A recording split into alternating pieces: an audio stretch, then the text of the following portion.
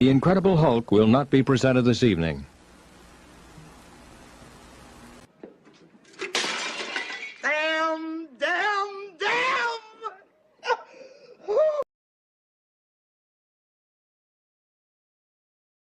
You are watching The DL Show on Dave's Guitar Channel.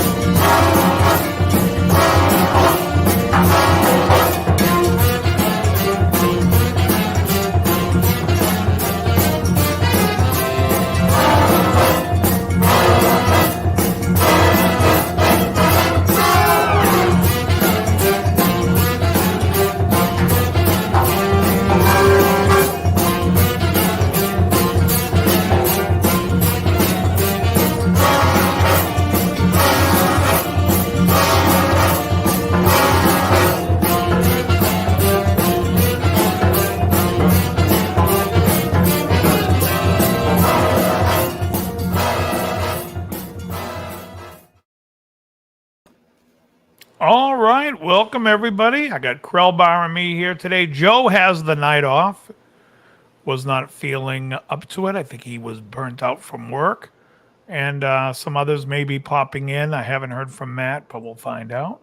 Krell, what's happening, my friend? Well, a guy's shipment of like $290 worth of cigars in. Excellent. Got the Maximo. I just had aromas. I just had the Mil Diaz Limitada, Special Limitada. And I don't know, I was going to bring this up. Hey, Jan, Ricky, Cold Roses, T-Boy, Ryan from the Midwest. I think I even sent you an invite, Ryan. I don't know what you're up to. And I don't know if people follow me on there. So if you want to follow me on Instagram, that's my Instagram. So if you want to follow me there, sometimes I make interesting posts. Most of the time, not really. So that's that. And okay, so now what did you get? Okay, I got the Maximo, the Laroma Maximos. That's one of my favorite cigars. The La Aroma de Cuba Reserva in the Maximo size. Yes. Okay. And the what did I say? Oliva V's. Another great one. And I'm losing love with the Oliva V's, and I don't know if it's because I smoke so many of them, but they're good. Not a great cigar for me anymore. Oh, okay. At least not in the Torpedo. I might have to go back to a Toro. I got 25 pack of single packs of the Penn Standard Magnum 54 box presses. Good cigars. Which last time I got them, I got a cheap box and cigars. Really Great cheap cigars. I took a chance because we both love the Punch spring rolls. Mm-hmm. So they didn't have that on Cigar page. I didn't feel like going to the other page and paying full price for the.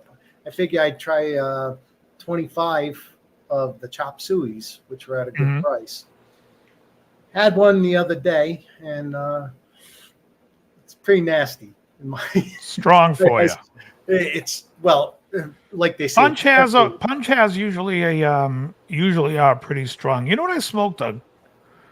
Cigarillos? No. You know what's a great cigar that I had yesterday that I never had before is the Partagas Belle Verde, or Velle Verde, depending if you're pronouncing your V's as V's.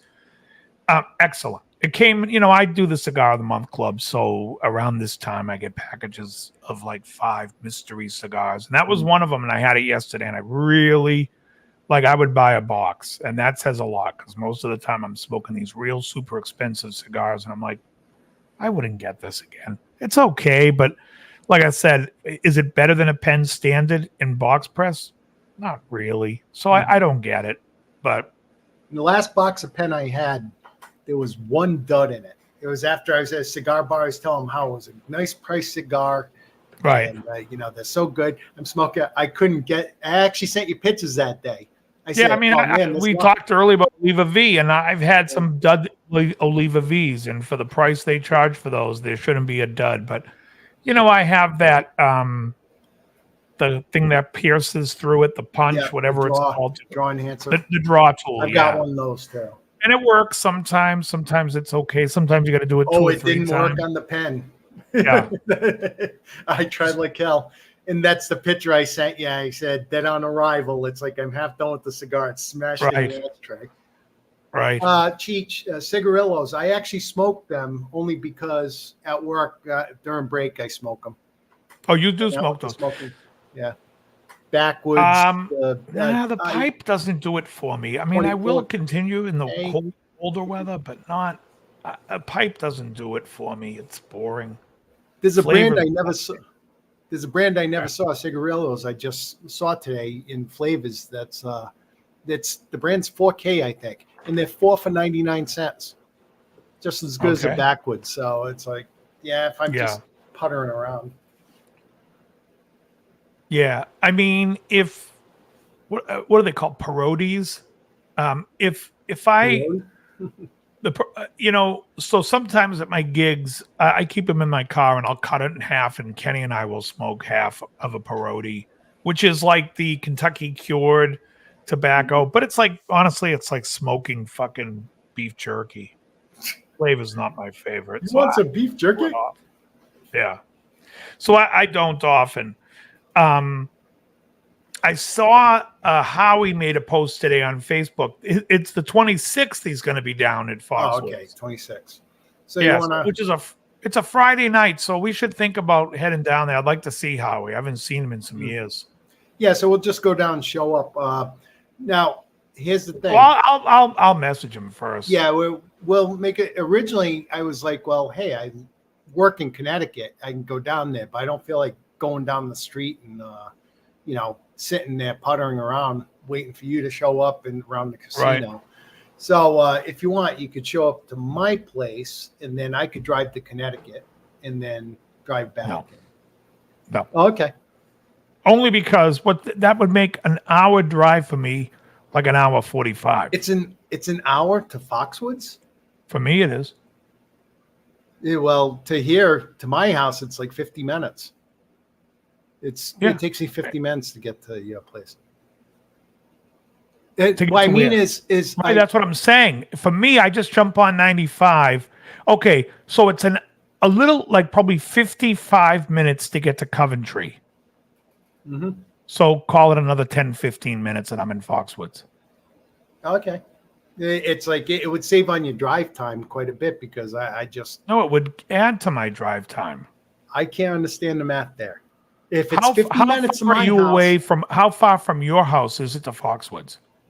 Oh, it's close to an hour. Right. But the whole thing is that I'd be driving. I'd save you drive time. And but not drive time in the car.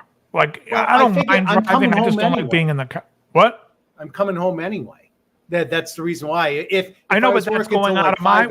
You're trying to make it convenient for you, but you're adding another 45 minutes to my time. Oh, to your time, yes. Just not drive time. Drive time. Well, what's the difference? Am I wasting 45 minutes? I'd rather be in the car for an hour than not have to drive and be in a car for an hour 45. I gotcha. Yeah. I gotcha. I was talking purely in distance for you. Yeah, it's short of going straight there for me. Yeah, it's funny. Every time I have these conversations with everyone else, it's like it's more about the time actually driving in their own car versus someone else's car. I know if that's how it is with other people, but that's how it's always been. Okay.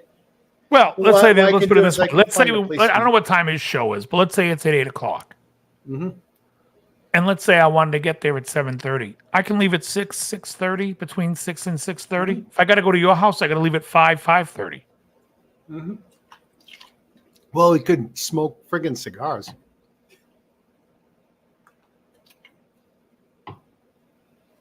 Paige Turner really loves the movie Fletch. I like Fletch. And let me tell you, there is a lot of movies out there that people love that I don't like. I don't care. What do I give a shit? You don't like Fletch. You have no sense of humor. That's all. Let me tell you who did like Fletch is Quentin Tarantino. He goes off on a tear of how he likes the 80s Chevy Chase movies a lot better than the Bill Murray movies. But that's another talk for another day. So these glasses are about a week away from being retired, which I'm happy about. I went and got my eyes checked. I was like, you know what? I'm not seeing great. So I went to my eye doctor, and Howie plays in Winger, Cheech. And yeah, I mean he fills in for Winger, and he plays with Nelson, and he plays Striper, with Alcatraz, Striper, yeah, all those guys. He does fill in stuff when guitar players can't do their gigs. So he'll be playing with Winger. Anyway, so I went to the eye doctor. She was going off on me about my weight loss. Couldn't believe it. Couldn't believe how young I looked. And then she says there was a scar that was on my eye a couple of years ago, gone, and my eyes improved like ridiculous. She's like, no wonder why you can't see. That prescription is too strong. Just another testament to the carnivore. Now, I think you got bit by a radioactive spider. I wish. Trust me. My spidey sense is tingling. So I thought that was really cool. So I ordered a pair of black flies, and they're doing a prescription for me, which would be cool. When I describe what kind of glasses I want, and they look at me like, we don't have anything like, and they show me like these thin little, I'm like, I'll call them beta glasses. I'm like, yeah, I'm not wearing a pair of beta glasses. They're like, they just look, I don't know. They're not bold. I like something a little bit more bold. These are a little bold, but the next ones I'm getting are going to be talking about bold. The frames. Yeah. Oh. I like a thick frame on the side, not a thin little arm that looks like if I sneeze, that thing's going to crack. Not Buddy Holly thick, though.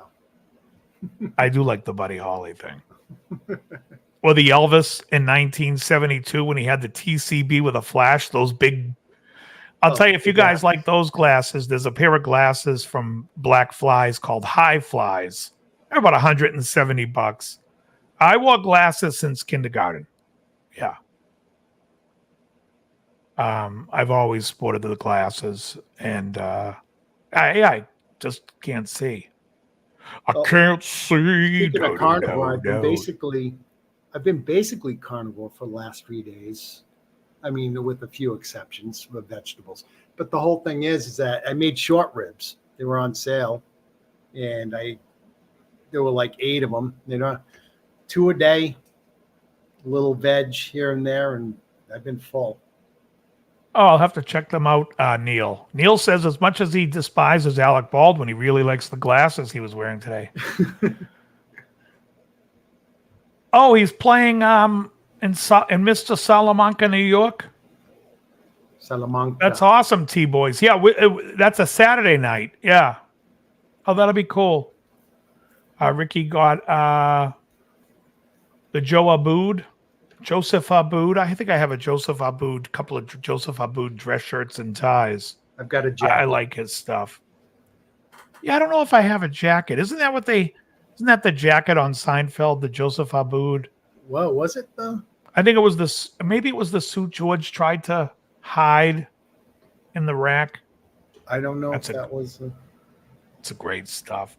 So, I got a couple of messages on private messages, emails. A lot of people ask, like when I do the live show, why I don't talk about music more. And I'm like, I do when people have questions or bring stuff up. So if there's like a music question, a theory question, or something about, music in that general vein, if you have a question, feel free to ask. I will try to answer anything for you. Hannah Bomb. I actually tried on a pair of those. My brother and I were in Santa Monica one day. We walked into this eyeglass shop. And she says, "What kind of glasses are you looking for?" And I said, "Have you ever seen Casino?" She goes, "Yeah." I said, "You know the ones De Niro wears on the last scene?" She's like, "I have them right here." And she pulled them out, and I had to try them on. Somewhere I have in some of my files somewhere pictures of me in those glasses. And I said when I put on the glasses, a friend of mine passed away in 2012, and he's buried at the Mount Sinai in Burbank, California, which is part of Forest Lawn. And as we're standing there at the grave site, I'm standing on, it's a Jewish grave site, so there's no stones, it's just plaques. And I'm standing on a plaque that said Goldie Schiff. And she was the wife of some other guy named something Schiff. But I said, Goldie Schiff. I said, if I was ever a California agent, I'd be wearing those De Niro glasses and calling myself Goldie Schiff. So for a while, it was my alias. Goldie I Schiff. would tell people I'm Goldie Schiff. You got to talk to, you want to book the Big Angry? You got to talk to Goldie Schiff. He takes care of everything. It's a great fucking name. Yes. It's funny. Cold Roses, the guy at my eye doctor, he was a guy. He's not the eye doctor I go to, but he brought that up because I said to them, you got the Jake Jarmel glasses. Remember the Jake Jarmel glasses? He got them from, I think he says he got them in Vietnam. But those little circular glasses, they had actually that pair. And I said, that's the Jake Jarmel glasses from Seinfeld. I go, you guys watch Seinfeld? And he goes, when you say that, all I think of is the lady glasses that George wore. Malaysia, thank you. What I say, Vietnam? Yeah, Malaysia. The Jake Jarmel. Fucking great. Great stuff. It's amazing what pop culture will do, making you think of these things and laughing. It's funny. The other day, just so you know, like how my brain works, I'm listening to a song, and it was a song in minor, and to me, I could hear that it had a natural 6 in it. So, you modal nerds will sit there and say the Dorian, and I just think of it, as the two minor of whatever scale we're in. It doesn't matter, but the 2 minor has a natural 6 and a flat 7, and most people are going to sit there and say to you, well, that Dorian has a raised 6. Well, if you're comparing it to the minor, but I just like to think of the numbers. When you take a scale, you got 1, 2, 3, 4, 5, 6, 7. Well, the relationship in the 2 minor is that 6 stays natural and the 7 flats. So then I was going, I wonder if I can think of every major key that has a flat 6, a flat 6 and 7, a flat 6 and 7, and a flat 2. And I went through them, and I was surprised that I could. Of course, I had to bring an E harmonic major, but just stuff like that is stuff I'm thinking about. Because if you have like a major, let's say you have a 1-2-7 pattern. I'm trying to think of what it was. It may have been a 2. It may have been a 2-1-4, a 2-1-5. Hey, Bingham, what's happening? You're right there, Bingham. What do you mean? Everyone is right there. You're there. Ryan's there. So anyway, I where was I going with this? When you think of scales and stuff, you can think of like I try to tell people when it comes to the minor scale. I've learned cold as ice and discovered the chord change. I've never pondered a sus4 to a minor. Yeah, that's what it is. You're suspending the flat third to a 4. So yes, that's what it is. But when you think of minors, you really have 4 minors, right? You have the minor. You have 2 minors from the major scale that are commonly used. We could talk about the 3rd minor, which would be the Phrygian mode, but it's very rarely used. It's used more as a major than a minor when you use the harmonic minor. But anyways, you have 2 from the major. You have the 2 minor. You have the 6 minor. And then you have melodic minor, which is just a natural 6 and 7, right? And then you have harmonic minor, which is the opposite of the Dorian. Instead of a flat 7, you have a flat 6 and a natural 7. So, I mean, really, once you understand you got 4 minors, then you can pick, you can play any one of those minors. If someone's playing a minor chord and just vamping on a minor chord, you have that ability to play any of those. Why do you always play such uplifting music? I'm missing that. Would someone just get convicted? Elton John fills up a eyeglass, sunglass catalog. That was yours. Miami Blues I liked. I also liked Malice was a great movie with Alec Baldwin. Oh, I remember that. That was with... I think the best movie Alec Baldwin's ever been in, he's not in a very big part, but I think it's the best movie. If I rate my movies, it would be Glengarry Glen Ross. Oh, yeah. Demi Moore was in that, right? Malice? Yes. Oh, okay, yeah, I saw that long ago. But Glengarry Glen Ross is a great, my brother and I were talking about that. I got to get him on this show, but we wanted to talk about our pick of movies. And, someone brought up that the 70s was the best year for movies. I can't remember who. And I said, I think the 90s were better than the 70s. However, there are some 70s movies that people don't talk about that I think are underrated. And there's a lot of overrated 70s movies. For instance, I think Jaws is terribly overrated. Yes. It's not much of a movie. It's not much of a movie. In fact, I find it boring most of the time. It could have been shorter, but I mean, I still think it was a really good movie. Every time it's decent. It's an okay movie, but it's not a fucking... If they shortened it would have been a little more concise. Yeah, I mean, the book was long. They actually cut things out to make it that long. But I think The Taking of Pelham 1, 2, 3. Did you ever see the remake of this movie? Nope. The remake is absolutely unwatchable. Horrible. The original Taking of Pelham 1, 2, 3 is one of the best movies of the 70s. And Hugh Caldwell, to what you're saying, I think 3 Days of the Condor is one of the best movies of the 70s. Elite Combat Fitness, 100%. The remake was absolutely horrendous. There's something really brilliant in the original Taking of Pelham 1, 2, 3 to the 4 guys who play the thugs, Robert Shaw, Hector Elizondo, and you have and then on the good side, Walter Matthau, Jerry Stiller. I forget the other guy's name that was on Archie Bunker there, the guy who gets into an argument. Vincent Gardenia? No. But just Taking of Pelham 1, 2, 3 is a great underrated movie. Another underrated movie, I think also, and I'm not sure, I think it's 75, was Dog Day Afternoon.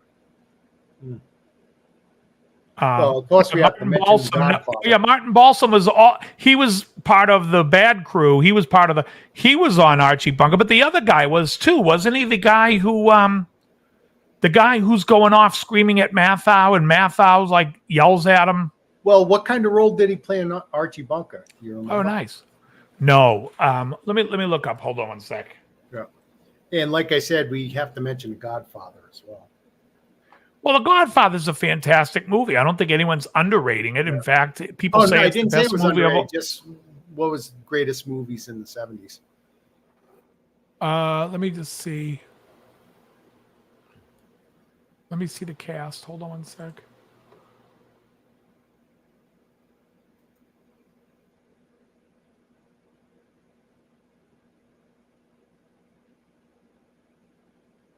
No, it's not Danny Doyle.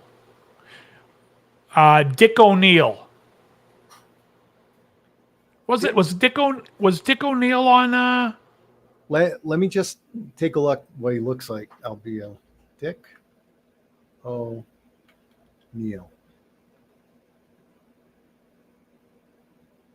Oh MASH. yes, yeah, I'm sure he was. He was on everything. right. He was on everything. Let's see if he was. Oh, he died at St. John's in Santa Monica, right on. Well, it's on Santa Monica Boulevard. Well, it's either on Wilshire. There's a whole bunch of different parts of Dog. Yeah, Scarface. I'm not going to agree with you, Jan. I think Scarface is a typical 80s. The montage music is so horrendous. Hey,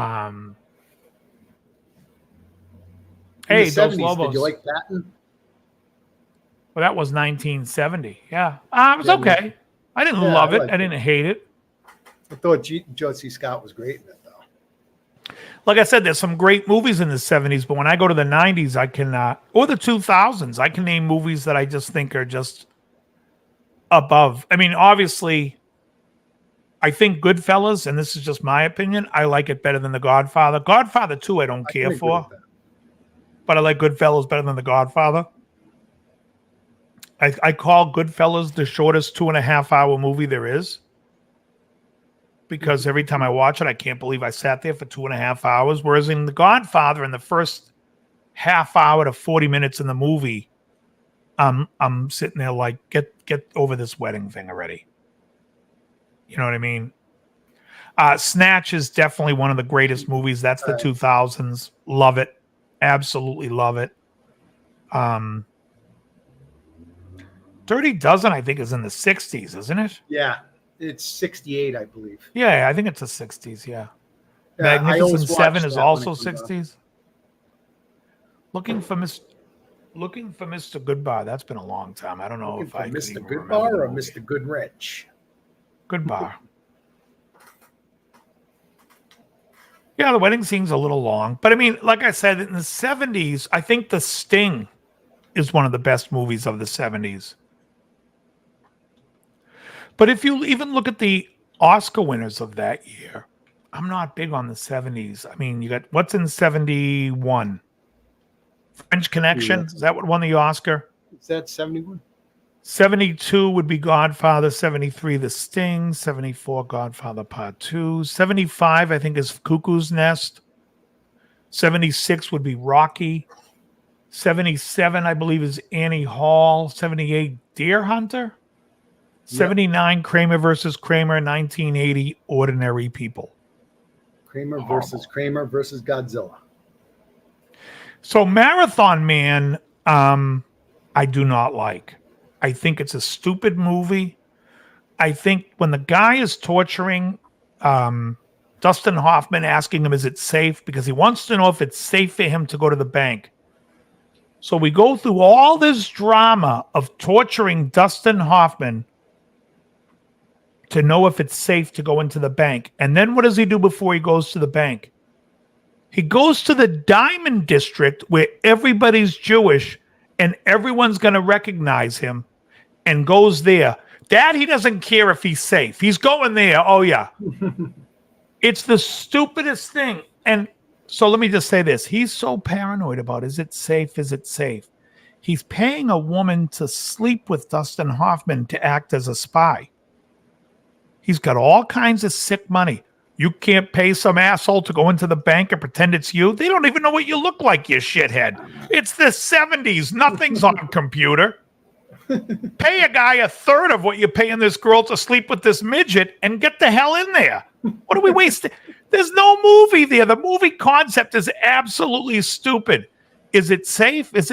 You've got a group of henchmen. You can't pay one of these fucking assholes to go in the bank and get your fucking safety deposit box, you shithead. You tell them, take the safety deposit box, empty it in a briefcase, and get the hell out of the bank. Yeah, it's safe, shithead. Stupidest fucking movie ever. Ever. And then what does Dustin Hoffman do afterwards? He throws all the diamonds out. He's like pouring them out, letting them go everywhere. Yeah, don't give it back to the families. Just or even keep it yourself. Just show that you don't care about that. You're about the principle. Fucking gay. The movie stinks. I'm not going to say it again, but Marathon Man is just terrible. Did you like Little Big Man? I don't remember it. That's Dustin Hoffman. I grew up on that. I like that one. I own that. But I'm just saying, name a 70s movie that, other than The Godfather and The Sting, that is just a hardware wars. I think that might be from 1980 with Augie Bendoggy. Oh, is it like 1,000? When Augie Bendoggy's like, oh, my head. And he goes, is it like 1,000 souls are crying out in pain as if a planet was just destroyed? Nah, it's just a headache. Elite. Amityville Horror was horrible. Not good. Exorcist original, decent. Awesome. Oh, the Omen original, decent. I don't know. I'd call them awesome. You said. Oh, Exorcist is awesome. I mean, like we look back and maybe you say it's decent, but I mean, it was a great horror movie. It's freaking creepy. It was unique for it. You know who didn't like The Exorcist? Al Pacino. Al Pacino. I don't give a flying fuck into a rolling donut about what Al Pacino thinks. Folks, that is William Friedkin, the director of The Exorcist. He's cruising. Right, but he was the director of The Exorcist. Yeah, and cruising. Oh, Kentucky Fried Movie and Groove Tube were two fantastic movies, John. Yep. Fantastic. I own that one. I don't own Groove Tube. But I did see it years ago on preview. Oh, yeah. Of course. That's what Groove Tube is good, but it's not as good as Samuel L. Bronkowitz presents. I love Logan's Run. Love Logan's Run. But it is a... Wait. What's that? Was James Olsen in Logan's Run? Why do I feel like James Olsen had a bit part in that movie? Let's see. It's Michael York. Michael York. And there was the dark-haired guy. Johnny Gutter and whoever the dark-haired guy was. Yeah, I saw the dark-haired guy in some movies. Wasn't dark-haired guy in The Fugitive? That dark-haired guy to me looks like Rick Marshall from fucking Marshall, Will and Hawley. Who was the guy that frames Harrison Ford in The Fugitive? Was that him? No, that's the Greek dude, the one-arm guy. No. Escape from Alcatraz in the 80s. 79. I believe. It was 79? I thought it was sure. 80. I saw Michael that York, stadium. Richard Jordan, Jenny Agutter, yeah. Roscoe Lee Brown, man, he's in everything. Yeah, 1979, Escape from Alcatraz. Nope, no James Olsen. You know who James Olsen is, though, right? Yes. It's right on. I gotta look at the. Oh, yeah, he was in Andromeda Strain, and he's excellent. Yeah, he's excellent. But in the 90s, you've got some fantastic movies. Goodfellas. You've got The Fugitive, which I put up there. I think The Fugitive's awesome. Matrix, which is 99. Hey, Dave, I don't care. Yeah. I Didn't Kill My Wife. The best comedies, too, are from the 90s. Happy Gilmore, Billy Madison. Something About Mary. Wedding Singer, Something About Mary, Dumb and Dumber, Tommy Boy. The 90s comedies are tough to fucking beat. Casinos in the 90s, thank you. In the 80s, I'll tell you, I also liked Scorsese's bit in the 80s with Color of Money. I like The Color of Money a hell of a lot better than fucking Raging Bull. Raging Bull should be called Raging Boar. That movie is a sleeper. I actually like Color of Money than the original Hustler. The original Hustler is a little too long, though I still like it. Yeah, I think Jim Carrey's good. I really liked him in The Majestic. I liked him in... he's great in Cable Guy. Cable Guy's 90s, isn't it? Comic actor, 90s. Yes. He just didn't seem... They tried to give him a lot of credit for his drama acting, and he just didn't seem like the Oh, I think the Truman Majestic is Show. excellent. It's like he just seems out of place as that. Well, that's because like I don't he's think so. trying- I enjoyed him. I thought he was good in the something sunshine of the spotless mind, eternal sunshine. I thought that was good. I think he's good. Look, politically, I think he's a fucking shithead. But acting wise, I think he's good in. I think he's good in dramas. I think he's and a good great in comedies. comic actor. I think he's a drama actor. I like him more in dramas. I mean, I think he's funny in a few things, but like Dumb and Dumber is great. Mask, don't care for. Ace Ventura, I never cared for it. I think Cable every Guy, role I loved. is a moment in the movies he's in, the drama movies. There's always a moment where like it's a lighthearted moment, and it's like just too much Jim Carrey. That's what I don't like about it. Like Truman Show, it's like he lives in that little enclosed world and stuff, and then he's saying hi to people, and it's like a TV show. It is a TV show, but it's That's so like a TV show, or it's a TV show. It's a reality show, but Yeah. it's so he's like, "Hi, hey, how's it going?" Like to everyone, like. Who the Yeah, fuck I does mean, that? it's kind of like has a 50s feel. He kind of feels Yeah. like Dick. Is it Dick York or Dick Sargent? Which Either one looks one. like Jim? No. One looks like Jim Carrey. The other one Dick doesn't. York does. Dick York. Dick York was on the episode of The Twilight Zone where they flipped a quarter and it went on its And side. stop time. No, he could read. And then he minds. could read. No, the one we could read minds. Yeah, read minds. Yeah. Okay. That to me is like the way Jim Carrey acted in the Truman Show. I felt like was a homage to homage, I guess. Homage. No, I don't, Cheech. No, I gave that back. To that type of acting of like, middle America, so I enjoyed it. I could tell you someone who didn't enjoy it, and that was Al Pacino. No, I'm not going to play the Friedkin. Sorry, Al, I'm picking on you today. Fuck you, Dave. Oh, that's... You know what I have to say about him saying that? Surprise, surprise. Surprise, surprise. I got to tell you, I say that all the time now. Surprise, surprise. But anyway, the 2000s, I'll tell you right now, I talk about Lucky Number 11, and I tell people to watch it. I know Joe watched it or rented it or bought it. It's a great movie. Have you ever seen The Prestige? Yes. I think that's Christopher Nolan's best film. And that would be in my top 20. Oh, by the way, the 90s, Silence of the Lambs. I would take Dark Knight over it. And I'm not even a Batman fan. I just love Dark Knight. Can I tell you something about Batman and the people that like Batman? You are gay. He's a fag. That's all I'm going to say about your Batman Dark Knight. Superbad's fantastic, Jeff. Yeah. I Definitely. love Superbad.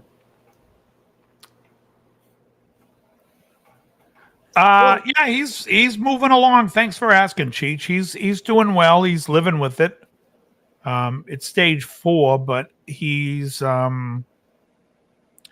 gotta be honest, I've known the guy since I was 18 years old. So how many years is that? 20, 30, Well, 38 years I've known the guy. And he's always a pain in the ass complainer. So when he complains, you don't know, is he complaining because of the cancer or is that who he is? So I don't know. I love Beverly Hills Ninja. I didn't care much for Black Sheep, but Beverly Hills Ninja is one of those movies that's so effing stupid. It's fucking gold. It's got its good moments, yeah. Oh my God, it's great. And I think last week we talked about what the best comedy of the 80s was, and I definitely said, yeah, there you go. Coming to America, you probably said. Mm-hmm. I do think it was the best comedy of the 80s. And I'm a huge Back to School fan. Oh, I don't. Girl, I love Back to School. Girls, this is Back to Lou. School. Lou, these are girls. Coneheads was awful. And that was 90s. 40-year-old version's okay. I have a bunch of Blu-rays. I think you asked that last week, Cheech. I have a bunch of Blu-rays. Night Patrol with Pat Paulson and Murray Langston. Yeah, you can't get stupider than that and funnier than that. What's the matter, Superman? Crap Yeah, tonight? Crap fuck tonight? their brains out. Pat Paulson's so great in that movie, too. I see you drinking the Mug Zero Sugar. Yes, this is Mug. So I got a case got of it to that try work. and compare it to A&W? yeah. Mug is better. You want to know what I think? You think A&W is better. I think you're right. Mug is better. And the reason is once you drink a diet, the Mug Zero Sugar, and you go try the A&W, the A&W root beer flavor is way more subdued. Yeah, it's much better flavor. And the Mug tastes like more of what's the root that you get root beer from? Oh, sassafras? Yes. You taste more what I call the natural root flavor. I think birch beer is the same thing too, isn't it? Well, it's supposedly from birch. You know, some sort of extract. Oh, I always liked A&W. It's all I drank. And I went to the store, John, and they had Mug on sale for like $4 a 12-pack. I'm like, well, I'll try it. So I tried, and I remember my brother saying he liked it. So I tried it, and I was like, well, I have some A&W at home, so I'll do a taste test. And Yeah, A&W did come before Mug. But no, I think Mug and Hires are two different brands. Let me see. Who owns Mug? Notice I have to lift my glasses to read anything. Doesn't say. you know, it's funny with Diet Dr. Pepper, just the straight Diet Dr. Pepper compared to Dr. Pepper Zero. I go with the Diet Dr. Pepper. It's like I do too. My brother disagrees wholeheartedly. Well, the I Dr. agree. Pepper Zero is closer to the actual soda, but I agree. I like the Dr. Diet Pepper has better. its own taste. Yeah, I feel the same way about. Do you say Diet Dr. Pepper or Mountain Dew? Diet Dr. Pepper is better than regular Dr. Pepper. Regular Diet Dr. No, Dr. Diet's Pepper better than Zero. Pe- yeah, right. I agree with that. And Mountain Dew, because I think it said Mountain Dew at first. No, I didn't. I can't touch Mountain Dew. Too much caffeine. Oh, And I do like Fresca. top 20 phrases. Fresca. I won't drink it anymore. I don't drink anything with any fruits or anything. Well, I'm glad to hear you don't drink with fruits anymore. Yeah, he's a bag. Fabulous. Yeah, let me see. Let me see if Hires is still around.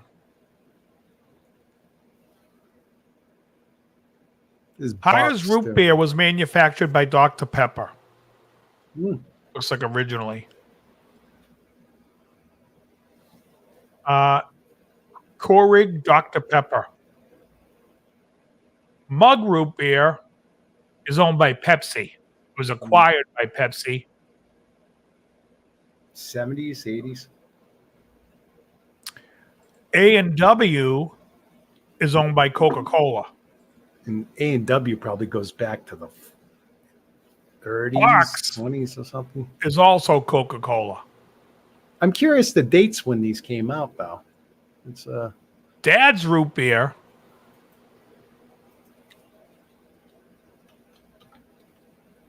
is its own thing. It's owned by Hedinger Brands.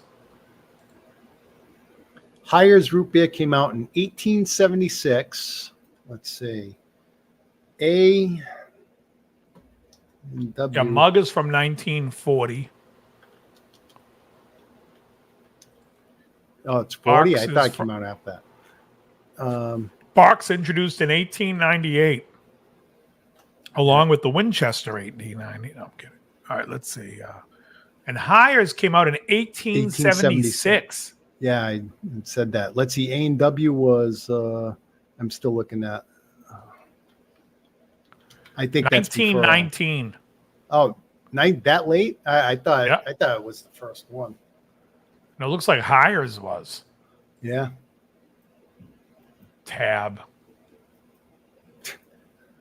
I liked it in the 70s. I know I like that saccharine taste when they hadn't refined that bitterness yet.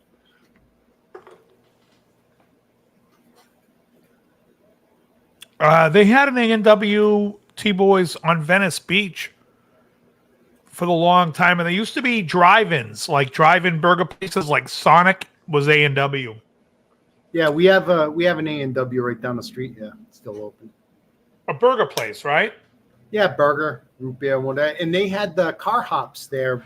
Oh, yeah, there's one in. At least Are you up to near 20 Greenville? Are you near Yep. Greenville? Yeah, Yep. that's it. They're online. Yeah, they used to have one in Greenville. It's open right now till about it closes at 7. Yeah. No late night hamburgers. I actually never ate that. I may have had I used to work in the industrial park behind it. I may have had a couple hot dogs from that back in the day. So the A&W was started by the same guy who started the root beer. But I think the company's private though, so. Mm-hmm. Yeah, and it says here if you eat there, you'll get diarrhea. That's nice. No, I'm kidding. I'm joking.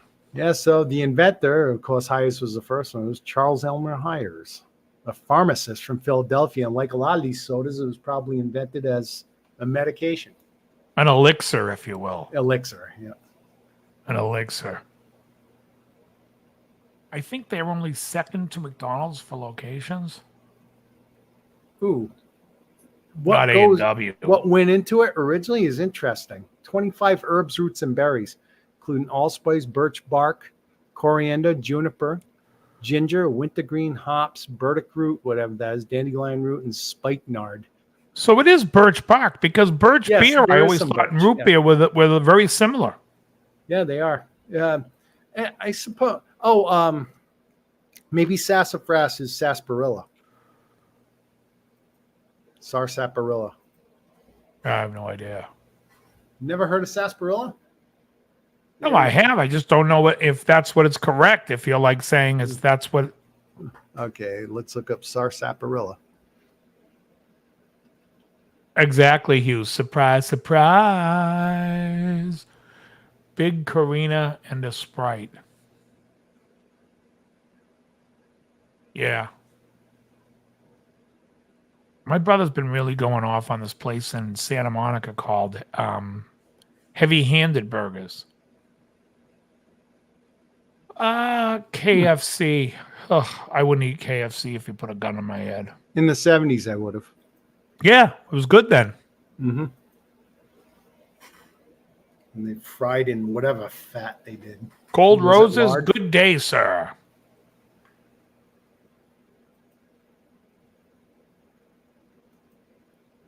I mean, the original recipe wasn't greasy back then. Well, I think the grease has to do with what they're frying it in. Yeah. Was it lard for KFC? Yeah, they used to fry it. Yeah, they used to fry it in lard. Now they fry it in fucking Corn oil. indigestible oil. And killing people.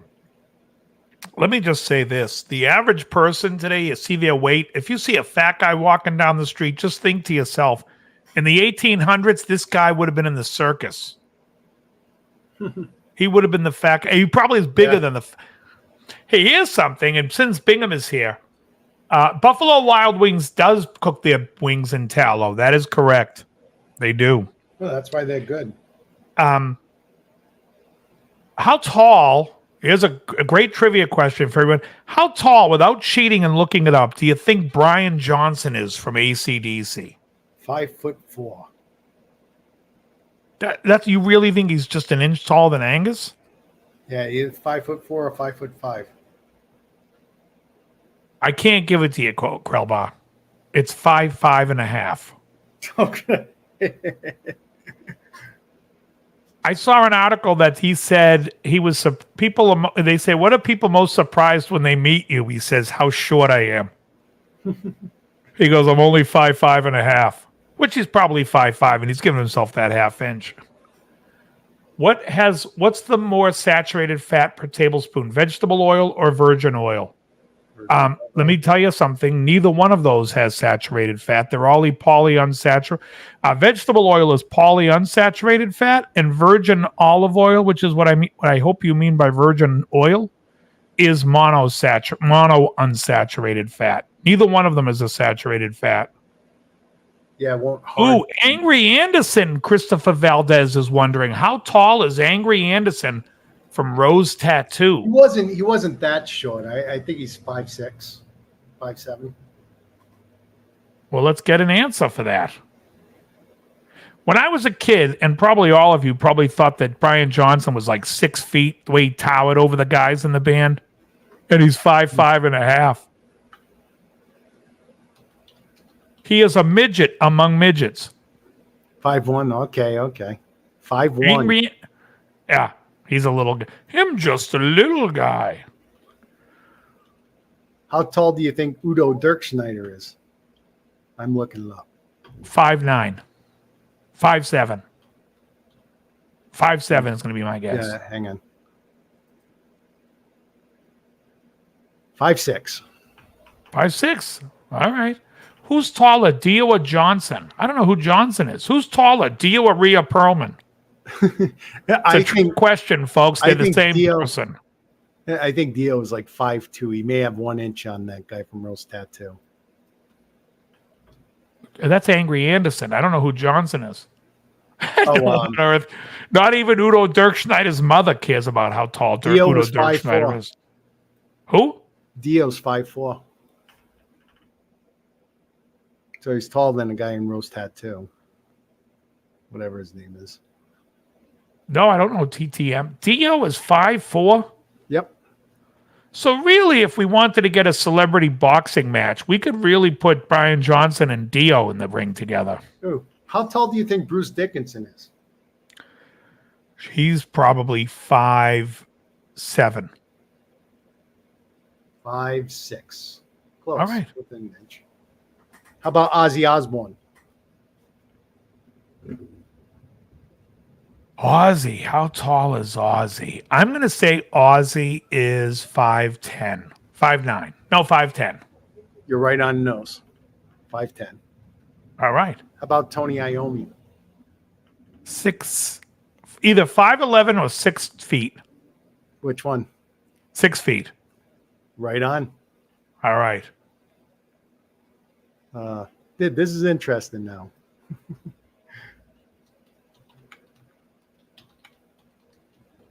Okay.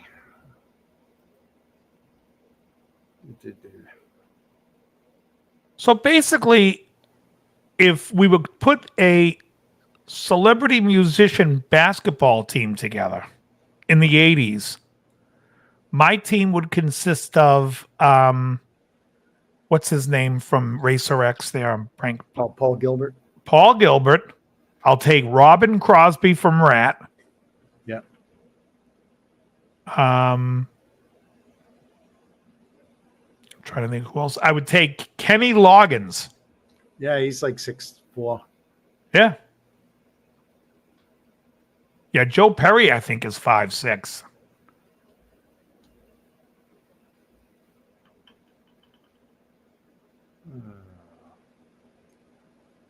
Well, I would put Tom Schultz on there because he was actually a friggin' basketball player.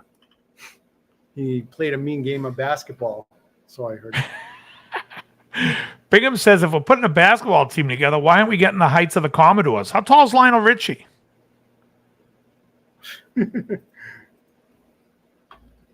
Lionel Richie. Billy Corgan is 6'6". 6'3". He's 6'3". Oh. I still have him as a Richie is 5'11". All right, so the Commodores weren't the tallest. I don't think the guys on Earth, Wind, and Fire were tall. They don't look tall. Yeah, as far as Billy Corgan, I actually stood next to him once back in 1991. I had like 2 inches on him. And I just looked it up, too. He is 6'3". Well, Lionel Richie, I think, was 5'11". However, in 1976, with his afro, I believe he was 6'2". No, he was 6'8".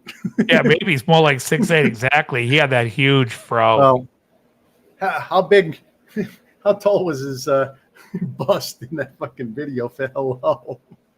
With the big ass fucking. How did anyone okay that? But he looked fucking hideous. Lionel Richie also played horn, you know.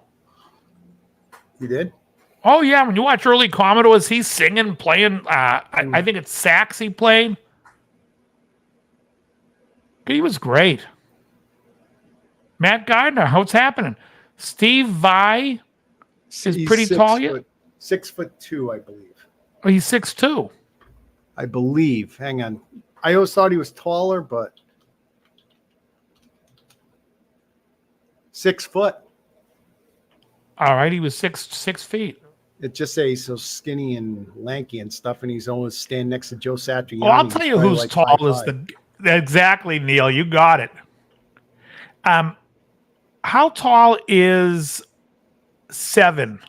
Mick Thompson in Slipknot. Oh, geez, he's a big guy. And Yngwie is tall. And Jim Root is tall. Jim Root, I think, is like 6'6". I know. Well, Mick Thompson walked by me a bunch of times at NAMM, and I always thought, man, that guy's a tall dude. Mick Thompson height.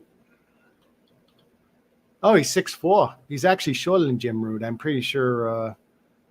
Yeah, 6'4". It's a big dude. I'm sure Jim Root's 6'6".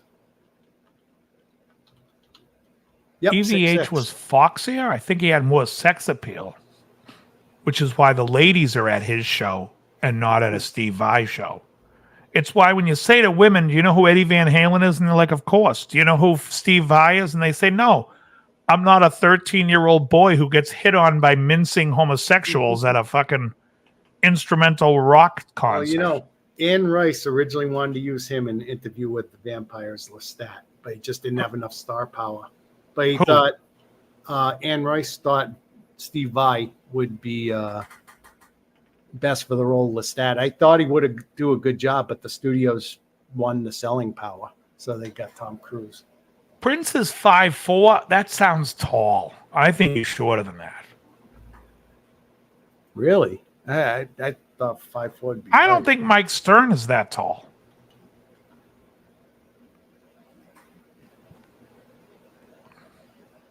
Christopher Valdez, bite your tongue. He's plenty gay enough. Prince is 5'2".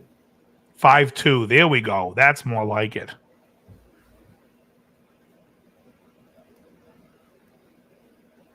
Buckethead is 6'6". When he takes the bucket off, he's 4'11". Yeah, Mick Fleetwood's tall. Ry Cooder is tall.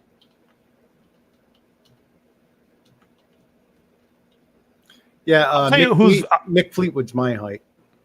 I don't know what they say Simon Phillips' height is online, but he came into West LA Music, and whatever it says, I'll tell you it's a lie. Who was that? Simon Phillips. Oh, the drummer?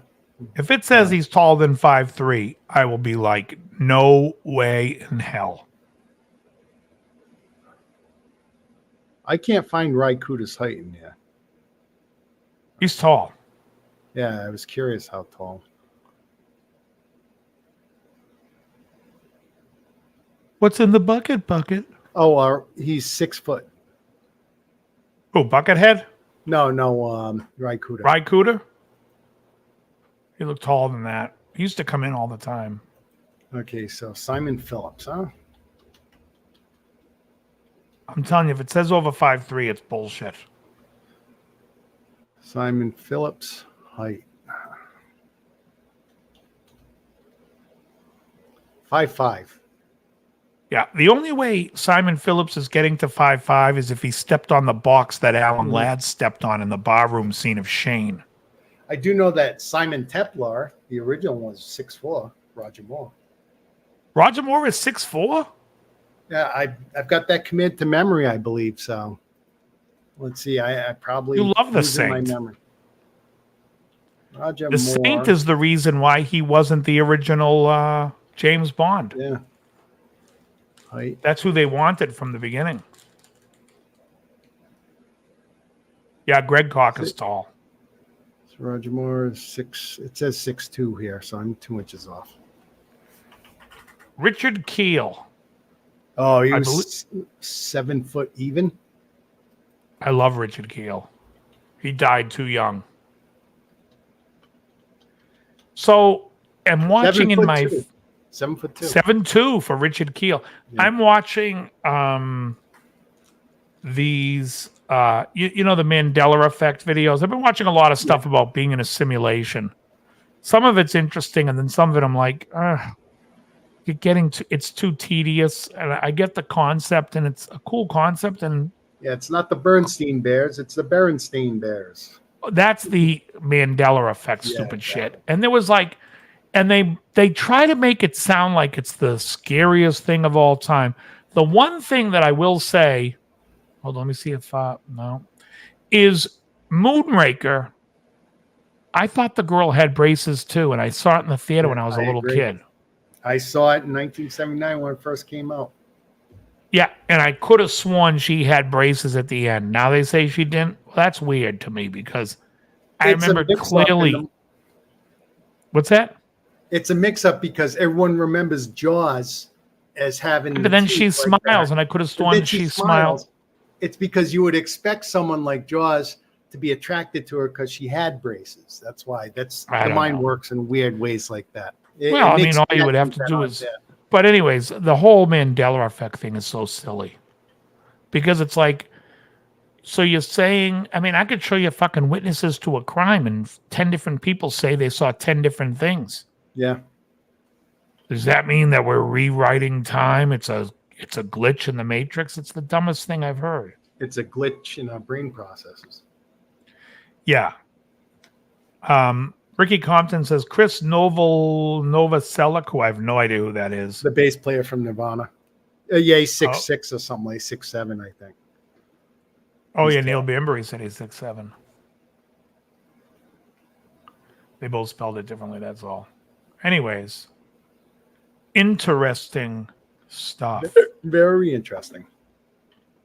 But yeah, I thought it was funny that Brian Johnson's 5'5". Because could you imagine you'd walk into a place and you'd see him, you'd be like, oh my God, that guy looks just like Brian Johnson, but he's so short. Until he says, I champion. And you're like, oh no, it's him. You realize how short, you can guess how tall he is when you see him in his original band, Geordie, stand next to other people that are taller than him. I think they were considerably taller. I mean, all AC/DC were tiny people. Who's taller? Brian Johnson or Eddie Mecca? Oh, the Great Ragu. Oh, geez. I think Eddie Mecca, if I had to say. Let's see how I think Eddie Mecca's from Worcester, Mass. Yes, he is. Eddie Mecca played Carmine Ragusa on Ooh, you think Laverne he's and taller Shirley. or shorter? I think he's shorter. Yeah, by 2 inches. Eddie Mecca's 5'3". Oh my God. How tall was Cindy Williams? 5'4". It's right next to the picture, so. Oh, I was gonna say because they couldn't be more than an inch apart. Well, they probably gave Eddie Mecca lifts. I go from rags to riches. Hey, T-Boy, he's singing it right there. How old was Laverne? Penny Marshall. She's still alive or she died? No, she passed away. She was 5'6". So she was 3 inches taller than Eddie Mecca. Well, I'll tell you who's got to be short because I don't know how tall Michael McKean is. 6 even. Well, Squiggy's got to be what then? 5'3"? Let's see. I don't think she was 40 in 78. Height. He's Eddie Mecca's height. 5'3". Who is? David Lander. Unbelievable. Hello, Cheryl. Hello, Cheryl. Yeah, Gary Marshall, I think, was older, though. And I think it's 2 R's in Gary Marshall. Yes. Yeah, she looked 40 though. Who was She this? looked like she was Penny Marshall. Oh, Yeah. yeah, she definitely looked 40. Yeah, well, she was on The Odd Couple too. So was Al Molinaro. Yeah, that's right. Yep. He played the policeman. Was it Al on that show too? I don't even know.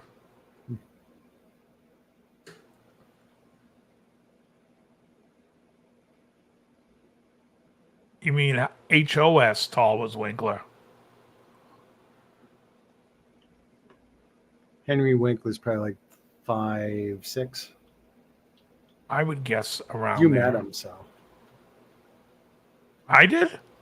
yes. Yeah, you said you met him once. No, I said our. Frag.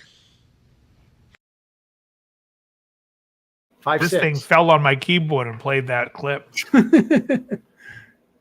Yeah, Murray. That's it. Thank you, Jeff. Murray the Did you cop. just call Henry Winkler a fag? No, Yeah. Chuck McGill, Cold Roses.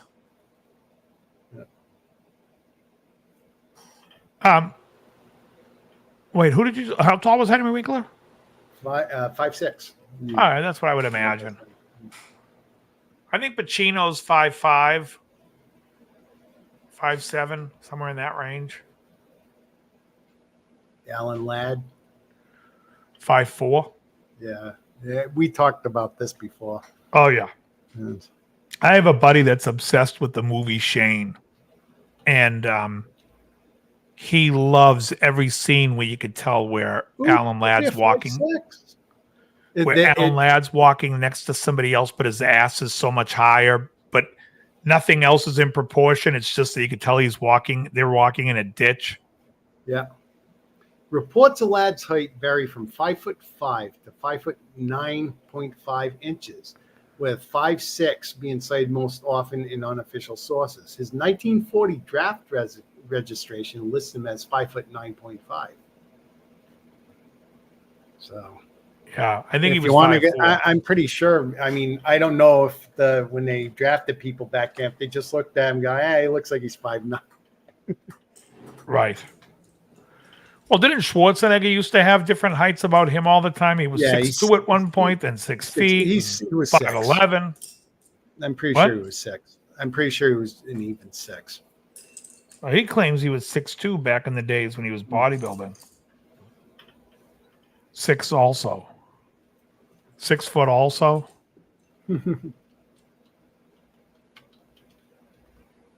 Yeah, Cruz I think is 5'6" or 5'7". I love Chuck McGill. D-Day. What else is happening?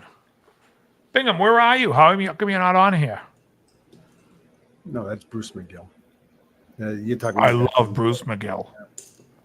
Bruce McGill looked tall in Animal House, because he was but skinny. since then he hasn't looked as tall. I always thought he looks like Tyne Daly's brother. Is he? No, Tyne Daly's brother is the writer in The Sopranos who wrote Cleaver. Oh, okay. Tim Daly. Oh, Tim Daly. They're I don't see a resemblance. Yeah, brother and sister. I tell you though, Tyne Daly looks just like friggin' Bruce McGill. You think so? I don't think Yeah, so. I always said they must be related. Oh, by the way, 90s movie again. My Cousin Vinny. Fantastic. Yep.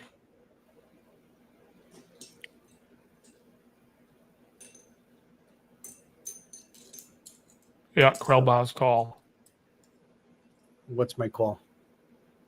No, he said you're tall. Somebody asked how tall you were. Your brother said 6'4". Yeah, I was when I graduated high school. I was 6'4".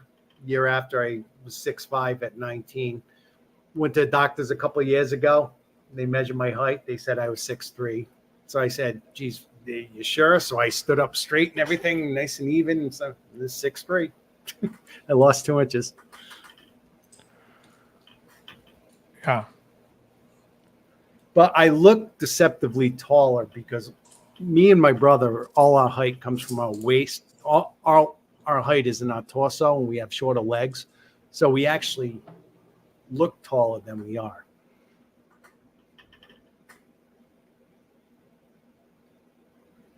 Yeah, my brother's 6'2". I know he may have shrunk too. For all I know, my brother could be 6.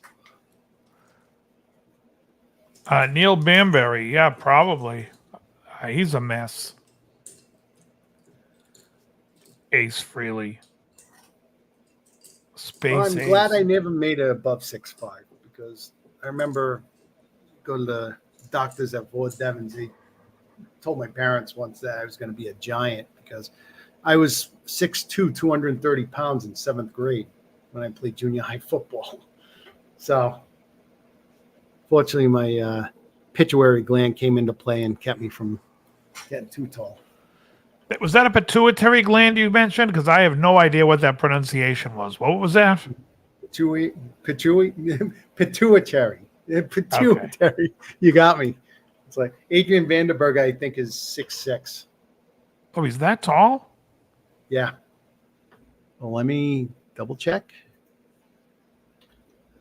Folks, what a show this is when we're talking about people's heights. You guys must be enthralled on the edge of your seats, listening to every word. Yep, 6'6". Also, again, folks, if anyone has any questions about any of the lessons I gave on my channel, feel free to ask. How tall was the guitar player of the song, in the song that you did the lesson for? Exactly. Well, I could tell you if it was Kenny Loggins. Trying to think what I've been watching on YouTube. There's a lot of nonsense going on in my town with that Karen Reed case. I'm waiting for mushrooms story. I don't know what that is. I was 6'4" when I graduated school. I'm 6'2" now at 54. Shane the 14. You're 54 years old. I would have never guessed that. Not that I know what you look like, but I mean, just from comments and stuff. Did we ever do a list of the 10 greatest double albums of all time? I don't think Brad Pitt looks that tall. Say it again? We ever do a list of the 10 greatest double albums of all time? I'm 5'8". 10 greatest double albums of all time. Oh, no. We could do that. It's a Rolling Stone poll.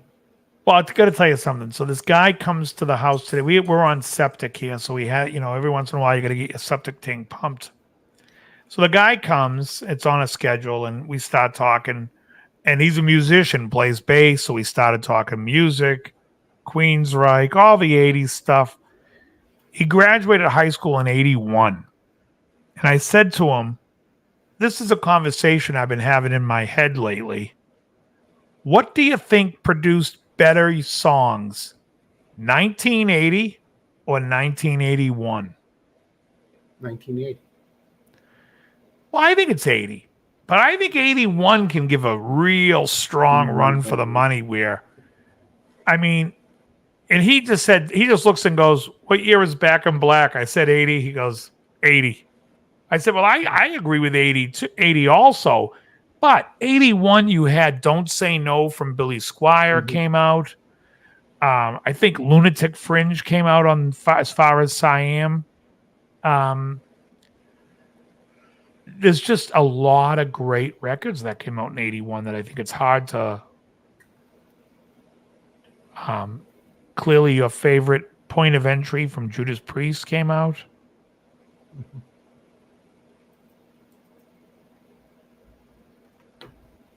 Yeah, exactly. Stick a 1-inch ribeye. That's perfect. I like Tom Cochrane and Red Rider. I always thought their best song was a song on the Neruda album called, it's a Slash song. It's Light in the Tunnel, Human Race. It's two of their songs put together. I love that. It is a slippery slope. I mean, I think if you compare 1971 to 1970, it's a blowaway.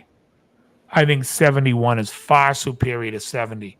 But 81 to 80, I don't think is a blowaway. I think 80 is better. But I think 81 had some unbelievable songs. Did you guys remember the band Crocus? They had Winning Man in 81. I loved that song. Are you pulling up 81? At Genesis, Abacab was 81, where Duke is 80. I'll take Abacab all day over Duke.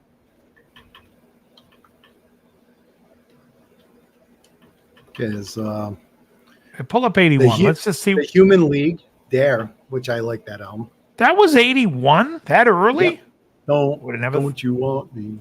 I know what's on it. And, Midnight Maniac, I believe, is 84, Cheech. I agree with you on that. I believe that's 84 as well.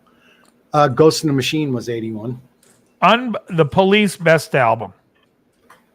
I'll argue all day that Outlandos Stamor could be seen as better or more. But for me, Ghost in the Machine is the best. Tattoo You.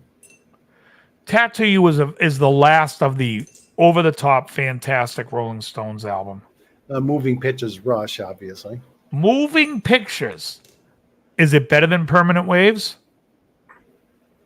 All fucking day. All day it's better than Permanent Waves. Permanent Waves is great. But Moving Pictures, come on. I had to figure out what else was on there besides Spirit of the Radio and Free Will, Jacob's Ladder, Entre Nous, Different Strings, and Natural Science. Well, 6 Free songs. Will's my favorite Rush song, so I've said that before. Let's see, 1981, Face Value, Phil Collins. Jeff C. says The Long Run by the Eagles is 1980. I believe that album is 1979. I think the Eagles released a double live album in 1980 called Eagles Live, but I'm pretty sure The Long Run is 79. Yeah. Can somebody look up the year The Long Run came out? Can someone? I'm about the only. Okay, 1979. 79. Probably at the end of 79. It doesn't say on the page what year, what's the date was released? 20, I looked at the highlight in the search. September? September 24th. All right, it's 79. Let's see. Like I said, Face Value came out in 1981. Face Value is not bad. It's not as good as Genesis Abacab. It's probably Phil Collins' best album, solo. Yeah. Well, because the other ones are terrible. Well, the second one, the one Don't Care Anymore. I like that song. Well, what's that? No Jacket Required. Let's see. The Go-Go's. Neil Banbury, but we have to, when you say what's a better year, and we're talking about years of albums being released, so there's a cutoff. It's December 31st. After December 31st, you have January 1st, 1980. If it's released on December 31st, we'll say that's from 79. Yeah, Beauty and the Beat, the Go-Go's. 81? Yep. Wow. I didn't realize it was that early. I would have thought 82. Okay. July 14th, 1981. Literally a few days will be a anniversary. Trust, Elvis Costello. For Those About the Rock. Yeah, that's funny, Cheech. For Those About to Rock's 81, but I've said my piece on For Those About to Rock. Fantastic side 1, side 2, not great. Rick James, Street Songs. Oh, fantastic. Give it to me, baby. Oh, what a great record. Great. October, U2. Yeah, I like October. I'm not familiar with any music on this album, though the band I'm very familiar with. The album's called Time. Electric Light Orchestra. I'm not sure. Yeah, Hold On Tight is on that album, if I'm not mistaken. Hold on tight to you. Yeah, not a great song. Paige Turner says No Jacket Required is better than Face Value. I'm going to say no. Was Against All Odds on No Jacket Required?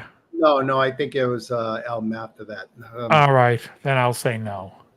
You Can't Hurry Love on No Jacket Required? No, I don't think so. I want you to look up what's on No Jacket. I want to look up because Paige Turner says it's better. Page Turner's been very vocal about Fletch. I want to know because I know both albums. I just couldn't tell you what's on which because I stopped.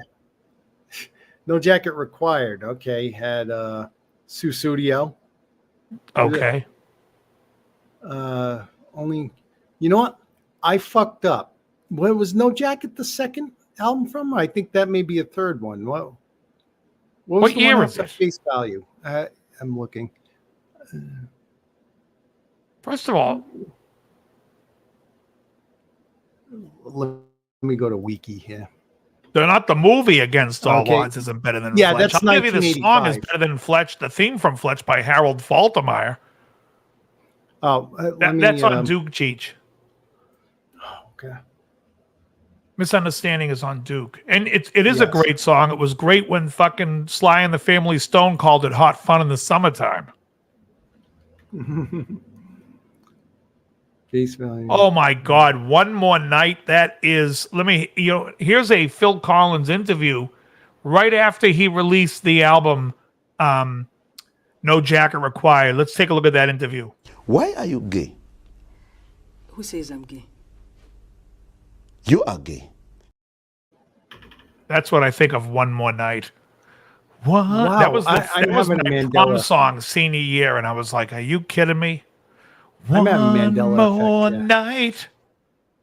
It's like, Give me just one. Hello, I Must Be Going is the second album.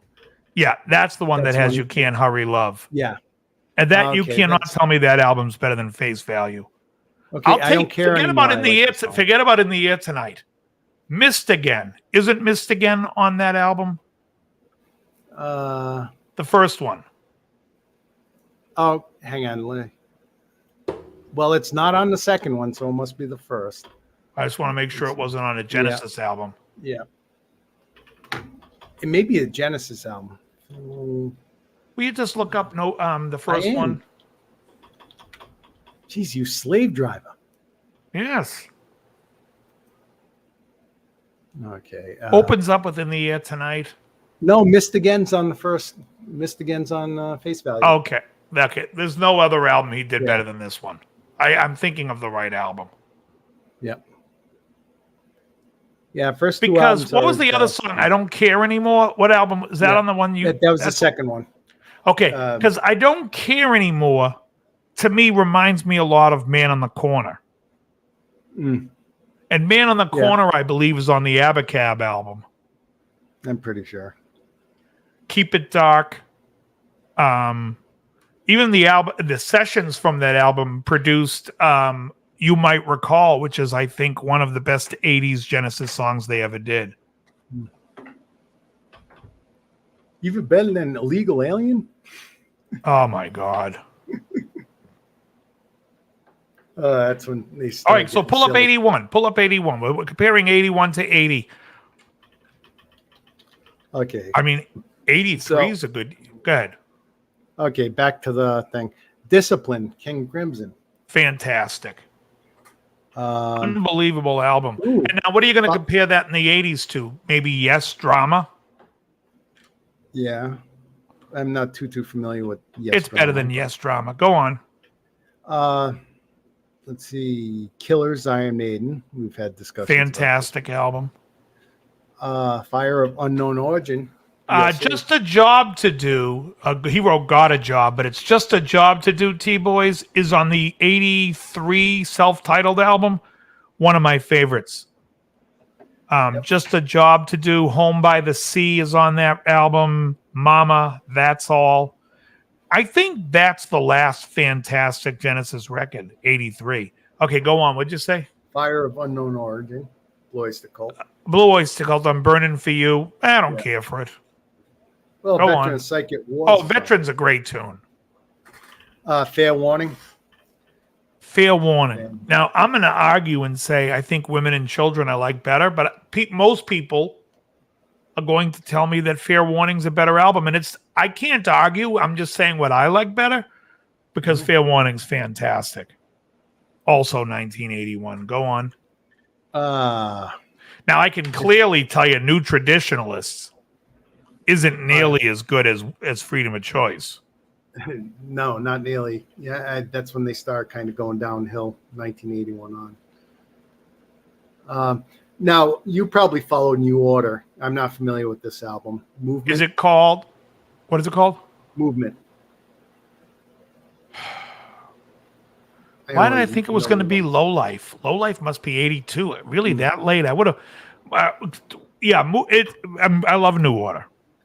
Yep. Private Eyes, Daryl Hall, and John Oates. Private Eyes. What else was on that album? So Private Eyes, that's 81. So that means that's the album after Kiss on my list. Must be 80. Oh, okay, so let's see. Private. Yes, Home by the Sea, Cheech. Home by the Sea. Picking up the pieces on unless you're talking about Down by the Sea by Men at Work, and that's a fan. Down by the sea, I found your hidden treasure. Another song I remember off that album, I see it here, is Did It in a Minute. You did it, you did it, you did it. I don't know the other songs. Is Every Time You Go Away on Private Eyes? No. Then it must be on Kiss on my list. Okay, Abacab. 1981. Fantastic record. Abacab, No Reply at All, Keep It Dark, Me and Sarah Jane. I love that record. The title track. Abacab, is it anywhere? Let's see. No Reply, Keep It Dark. Yeah, Man on the Corner. Like a Knot.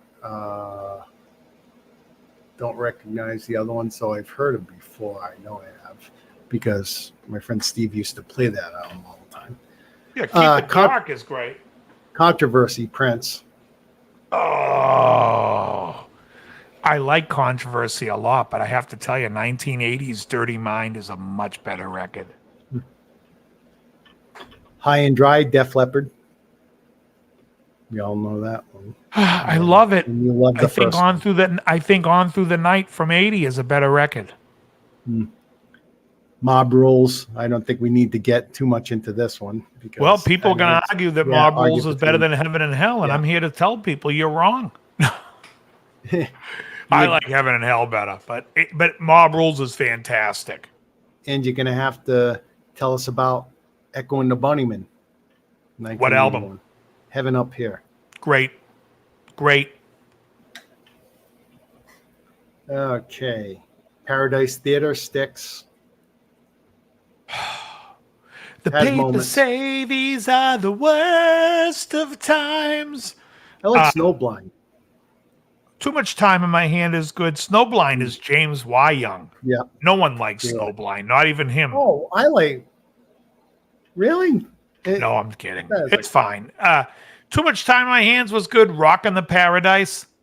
But Rockin' the Paradise is so gay, but I still like it. Hey, what you doing tonight? It's like, I feel like it's, they're ready to go into Officer Krupke right afterwards. It's like so West Side's. Have you ever seen that Norm Macdonald when he's in the gang and they stop breaking out the song and dance and he goes, what the hell is this? Yeah, he's like, what the hell is that? That's how I feel when I'm listening to Styx. Hey, what you doing tonight? It's like, oh my God, it's musical theater. Let's see. Here's one. Hard Promises. Fantastic. That's my favorite Tom Petty song on it. I've mentioned this before. Again, this is an album where side one is better than either side of 1979's The Waiting and the Torpedoes. But you've got, I think you got The Waiting on that. She's a Woman in Love. Is that on that side? Yep. You've got, I think, Night Watchman might be on this side. Night Watchman. King's Road, is that on this side? Something Big. Oh, Something Big. What's the last song? Okay. And, on side one. Last song on side one is, King's Road. All right. What the hell am I talking about here? Fantastic. Yeah, I think Something Big might be the weakest song on side one, and it's still great. A Thing About You has a link on it. I don't know if that's on. I got a thing about you. That's a great tune. Okay. Yep. Great tune. Big hit. Let's see. Wait, Ark of a Diver, isn't that 81? I believe so, with Night Train on it. Well, it had While You See a Chance. Woke up in a clear blue morning. Well, of course, Escape from Journey. Oh, Journey Escape. Come on. Come on. Perfect album. Every song fantastic. Diarrhea of a Madman. And what did they put on in 1980? What was Journey's album in 80? Departure? Yeah, with Any Way You Want It.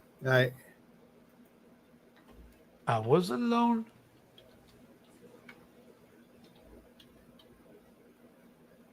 Runaway Trains. I don't know if I know it. I know that horrible song. Going down on a runaway train. Who was that? Yep, February 29, 1980. Any Way You Want It. Oh, that's Soul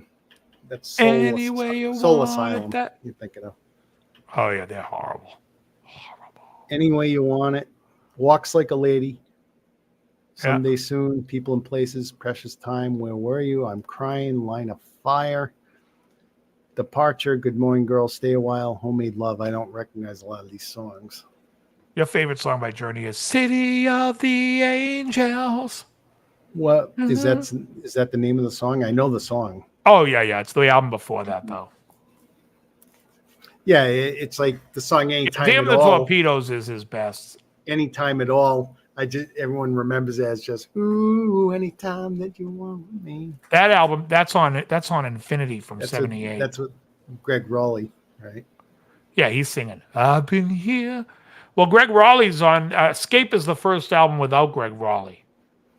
Infinity, yeah, that's it, Cold Roses. No, the one with Any Way You Want It on it is Departure. Had Steve Perry. Steve Perry's on it. Steve Perry and Greg Raleigh were in the band on 3 albums. Infinity, Departure. Didn't you say that Escape was the first album? Escape was the first album without Greg Raleigh. Oh, he was replaced by Jonathan Cain. Okay, I thought you said first one with Steve Perry. No, the first one without Greg Raleigh. What happened was Jonathan Cain was in the Babies, and the Babies opened for Journey in 80 when Greg Raleigh was deciding to leave the band, and they suggested that they take Jonathan Cain because the Babies were done. Every time I think of you, it's always something good. Let's look at 1980.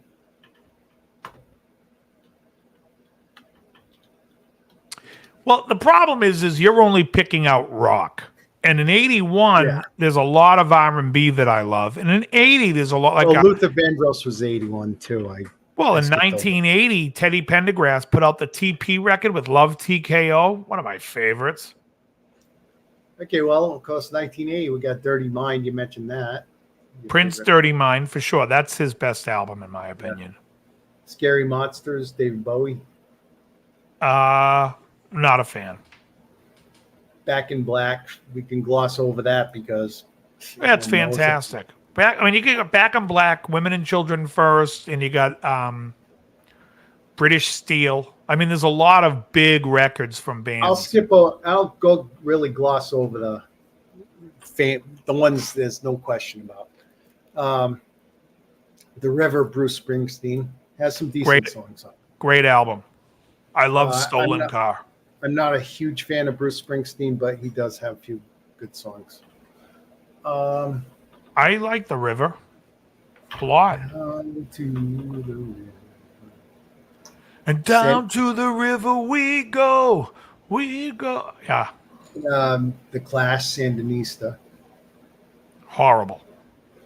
Boy, U2. The Boy's a good album. October's better, but I like Boy. You sure do. Never Forever. I'm Coming Out is definitely 1980 from Diana Ross. And also on that album was Upside Down. Upside Down. And Barbara Streisand, Guilty. Look, I've always said 80 was the greatest year in music.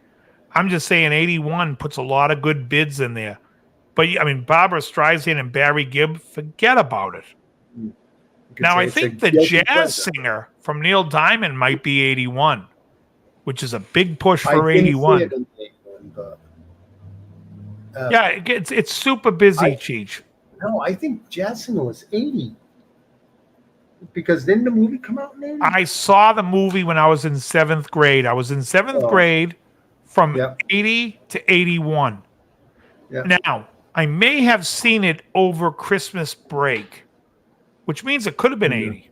Let's look it up. Okay, let's see.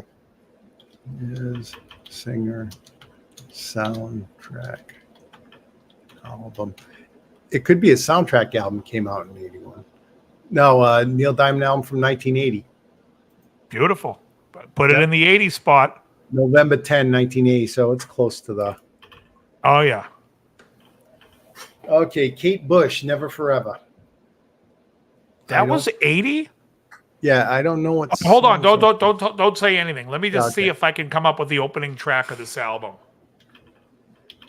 Is this album the one that opens with Babushka? Kate Bush. Okay. Yes, it is. Fucking love that album. Okay, Blow. Army Dreamers is on this album, I believe. Yes, the last song. It's a great record.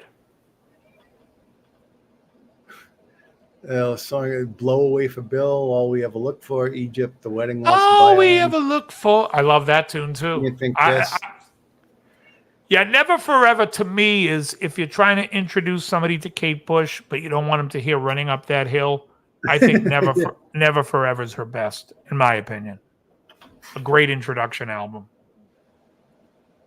Okay, well, here we go. You're going to have to explain this one, Dave. The Cure, 17 Seconds.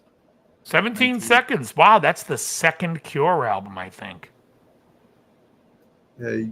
Want to give a guess at the track listing? Oh, let me try to think of what the hit would be on this album. Is A Forest on this album?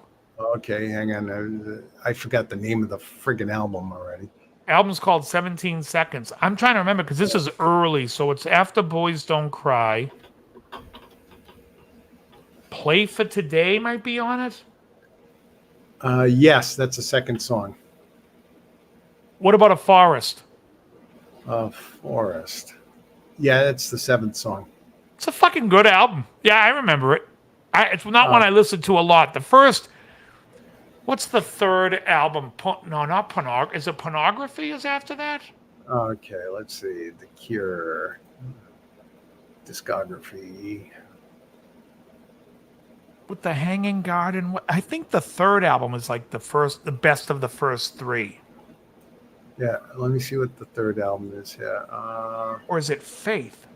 What the hell's the name of that album? You gotta have faith. God, just get to discography here. What the fuck? Yeah, Upside Down's a great tune. Okay, discography. So 7980. Yeah, Faith was the third one. Yeah. So what's the fourth album? Pornography. I like Pornography. And You the sure album's good.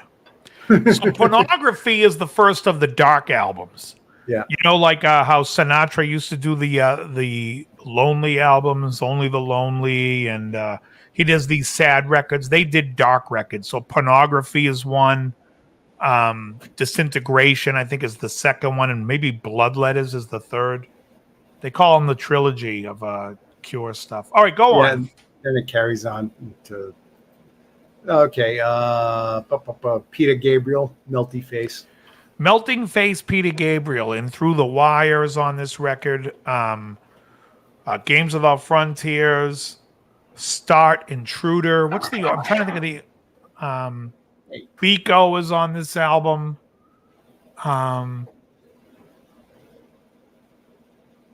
What's the song? Oh, what's the song that goes on the top of the knife? Bum, bum, bum, bum. Lead a Normal Life. Is that on this album? Okay. I've got, because I'm not getting this list from Wikia. You have to. Okay, here we go. It's Intruder, No Self-Control. Great.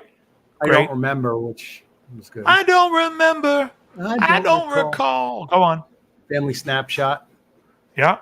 And Through the Wire. That's great. Games Without Frontiers. Yeah. Je sans frontières. Not One of Us. Not great. And then Lead a Normal Life. that's the song. That's my favorite on the record. And then Biko. Yeah. So Lead a Normal Life, it's like ba ba ba ba ba ba. Ooh, Making Movies, 1980, Dire Straits' best album. Fantastic. Okay, a little kitty interference here. Yeah, Making Movies is definitely my favorite Dire Straits record too. Okay. Zenyatta Madonna. Oh, it's another good one by the Police. It's not as good as look, but I think Walking on the Moon is fantastic. I like Walking on the Moon. I don't like the do the da and Don't Stand So Close to Me. I never liked those. Yeah. Oh, but Driven to Tears is on there. I like. And When the World is Moving. Yeah. When the World. Yeah, it's got good songs on there, yeah. but compared to other albums, it's not. I think, well, like I said, compared to the Ghost of the Machine, I think Ghost is their best album. So go on. British Steel. Perfect. Love it. Yeah, no need to. And there's an album, Crocodiles by Echo and the Bunnymen. Yeah, not a favorite of mine. The Dead Kennedys. Jello Biafra. Go ahead. Blizzard of Oz. Fantastic. Permanent Waves. Diary of a Madman is 81, and that's better. Yeah. Permanent Waves. Again, Moving Pictures is better. Heaven and Hell. In this case, 1980s. Again, Mob Rules is fantastic, but I think Heaven and Hell edges it out. Although people will argue, and I'm fine with that argument. Get Happy, Elvis Costello. Fantastic record. What's the song? I can't stand up for falling down. I love that record. Get Happy is an underrated Elvis album. Gaucho, Steely Dan. Absolute perfection. Babylon Sisters. Don't tell me what the next song is. Babylon. You gotta shake it, baby. Boom. Down and down. The Glamour Profession. Gaucho. I'm missing songs all around, I guess. Okay, Babylon Sisters, Gaucho, Third World Man, A19. Yep, that's all side too. Glamour Profession. Great. Time Out of Mind. Perfect. My Rival. My Rival's the worst song on the album, by the way. My least. I will say this. I don't love it. I can't say I like it, but it's not offensive, but it's on the border for me. Now, I don't know what songs are on this album. You're probably going to know this. Hotter Than July, Stevie Wonder. Happy birthday to you. Whamma Jamma Blasting is on this album. Whamma Jamma's on there? Yeah. I think Lately is on this album. That Master Blaster? The one there. Boom, boom, boom, boom, boom, boom. No, boom, Master boom. Blaster Jammin' is... isn't it called Master Blaster Jammin'? Yeah. Yeah. Yeah, but is that the one like that's boom, boom, boom, boom, boom, boom? No, that's I Wish. Oh, okay. Yeah, Looking back on when that's I Wish from Songs in the Key of Life. This is 1980, which it should have Happy Birthday. Okay. It should have I think Lately. Is Lately not on this album? Why am I thinking Lately's on this album?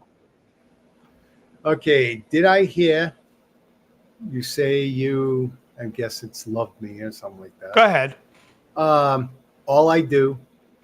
All I do is dream about you. Fantastic. One of my all-time favorites. Rocket Love. Go ahead. I Ain't Gonna Stand For It. Go ahead. As If You Read My Mind. Go. Master Blaster. Jamming. Go on. Do Like You. Yeah. Cash in Your Face. Yeah. Lately. I thought Lately was on this record. Lately's fantastic. Lately I've been there. Happy birthday. Happy birthday to you.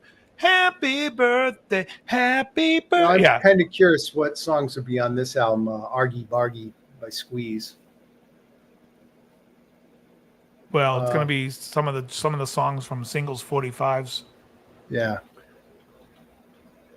Probably like is Pulling Muscles from a Shell on it. That's the first one. Yeah. Another Nail in My Heart, which I like.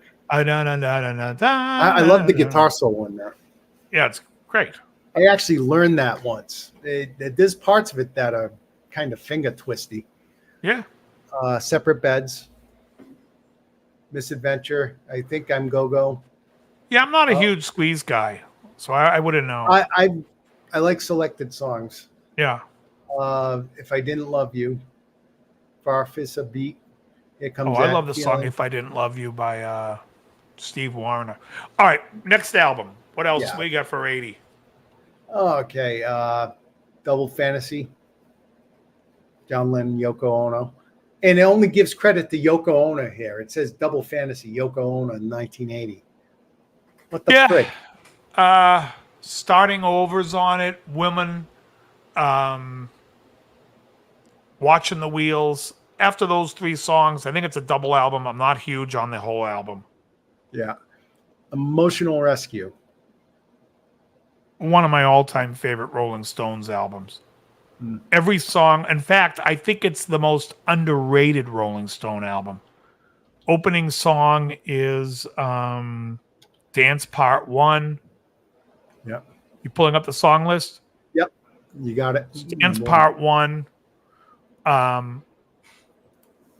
Is it Where the Boys All go? I'll just name songs. Where the Boys Go.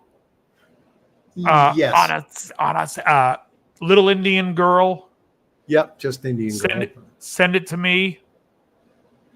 Yes. The song Emotional Rescue. Yeah. All About You. Yeah. She's So Cold. Yeah.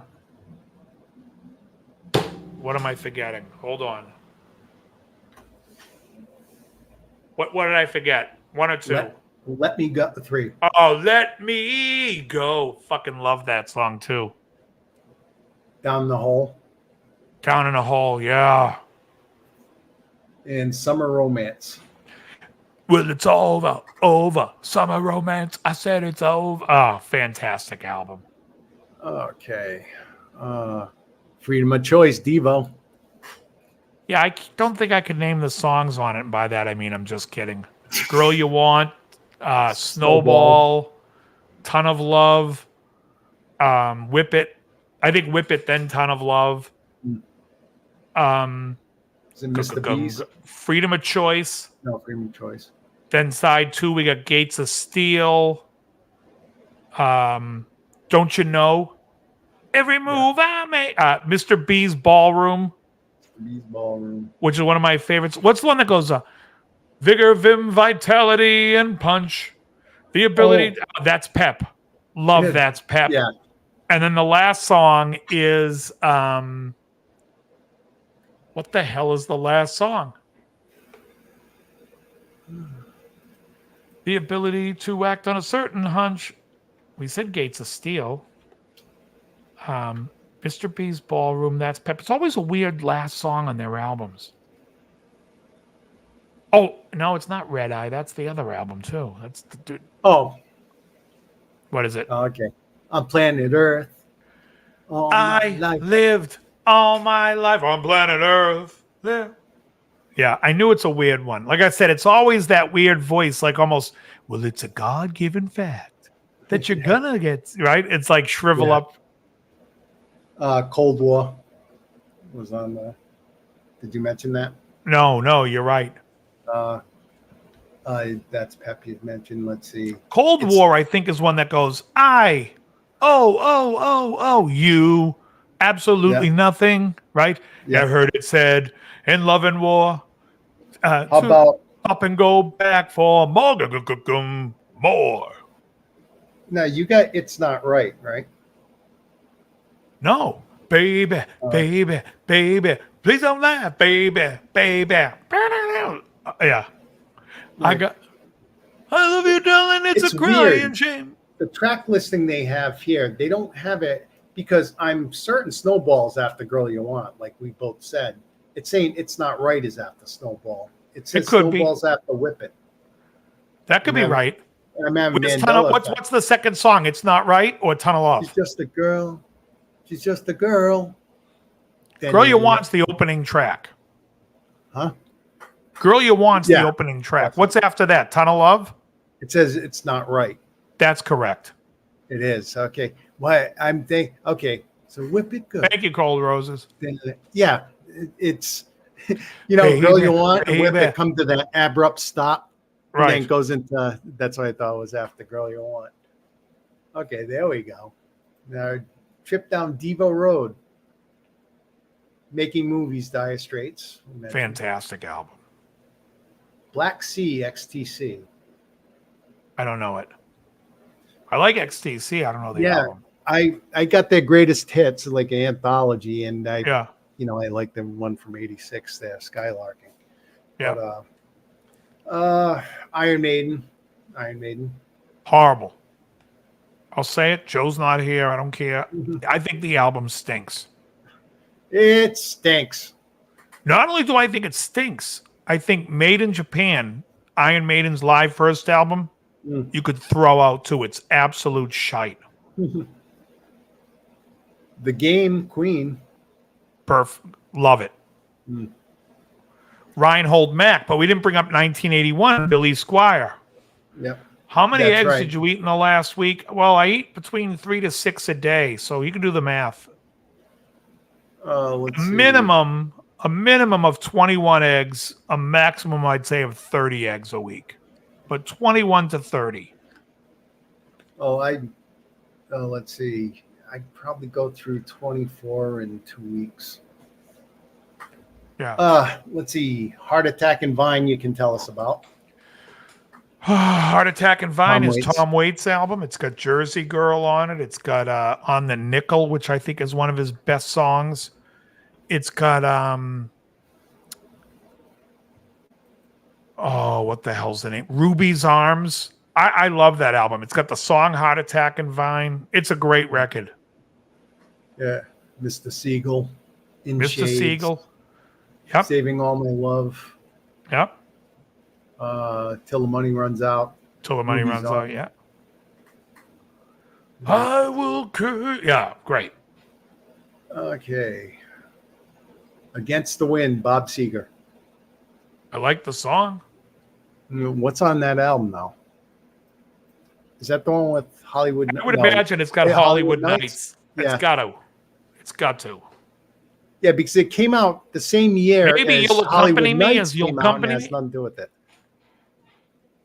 Let's see. Against the Wind track listing. Okay. The Horizontal Bop, which is stupid. Yeah, I don't care for that song. It's a boogaloo type of thing. Go ahead. You'll Accompany Me. Love it. Her Strut, which is one of my favorite Bob Seger. Go, go, go, go. Go, go, go, go. Go ahead. No Man's Land. Don't know it. Long Twin Silverline. Nope. Title track Against the Wind. Great. Good for Me. Don't know it. Betty Lou's Getting Out Tonight. I hate it. Fire Lake. That's like, yeah, Betty Lou's Getting Out. it reminds me of Kathmandu. Fire Lake, I don't mind. It's a little boring. Who's gonna beat those eights and aces? I don't care for Fire Lake that much. Shining Brightly. It's, you know what? Hollywood Nights is not on here. I could have sworn it was because I remember that coming out around the same time the movie Hollywood Nights came out and had nothing to do with it. I thought it might be a theme song for it. I love disco. In fact, we play AM Station. We've added Get Down on it from Kool and the Gang. Get Down which I think is 81. We had to Get Down on it. Pound down, down. I'm a huge disco fan. I like funk and soul. Yeah, I like it musically more than I'd say, playing rock because there's changes there. Like you've got.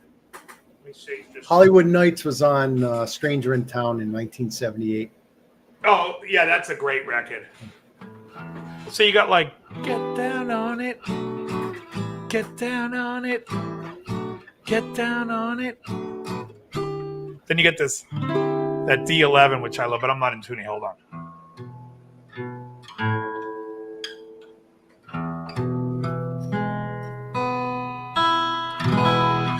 Get down on it, get down on it, get down on it, get down on it.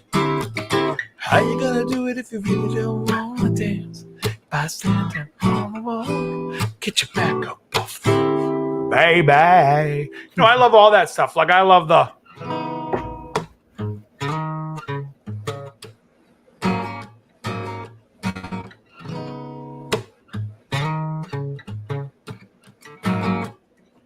That's Love TKO by Teddy Pendergrass. So I love like all the disco, the funk, the when I played with Emily, we do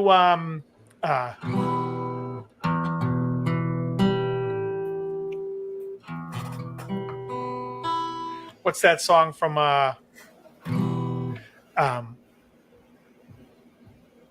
baby please don't take my love. Yeah. Please don't Heaven take knows. my love. Heaven knows. I'll be yours forevermore.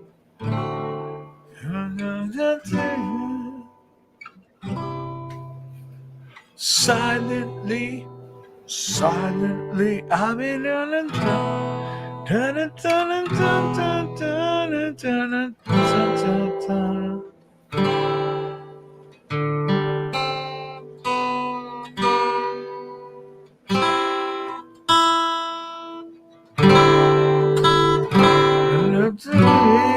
won't you listen to me? Heaven knows it's not the way it should be.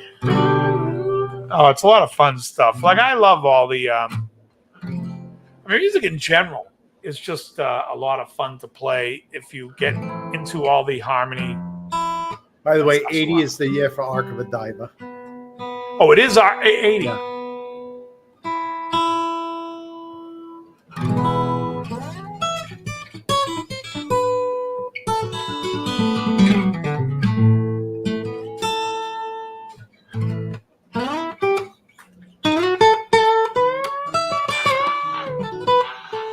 I don't know if it's that short. It's definitely it starts a lot earlier than you think it would, because you got songs like what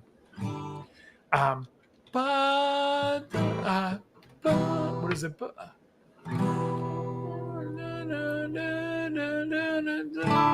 You know, rock you in your arms, rock baby. I mean, that's 74. And you definitely have disco creeping into 84 with stuff like Freakazoid on the dance floor and Operator, this is an emergency. Operator, which is, number one, admittedly the gayest music ever, but I fucking love it. And I don't care. Like, people always say, do you have a guilty pleasure? I'm not guilty about it. I don't care. When it comes to music, I'm a fag. I love the fucking Barbara Streisand, the Barry Gibbs, and I love, like, Operator, this is an emergency. I love Nile Rodgers. I mean, the guy's awesome. Like,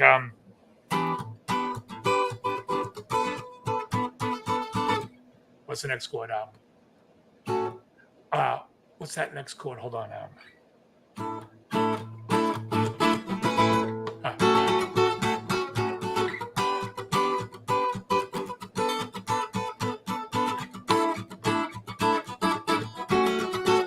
He had his own funk style. I see a lot of funk guitar players, and he plays like none of the other ones. Oh, he was great. He was great. And I also love Al McKay. Yeah, from Earth, Wind & Fire. A lefty. Earth, Wind & Fire is just awesome. I mean, the All in All album from 1977 is a fucking hard album to beat. And I Am from 1979 is amazing. They did an album, I think, called Faces in 1980, which I wasn't huge into, but like...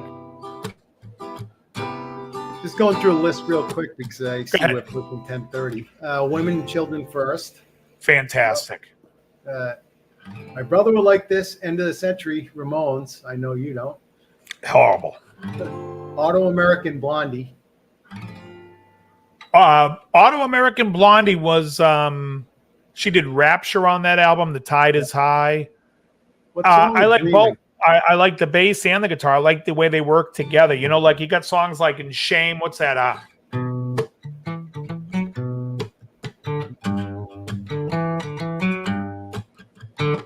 And I love the way the guitar is like. Well, there's two guitars. One's going.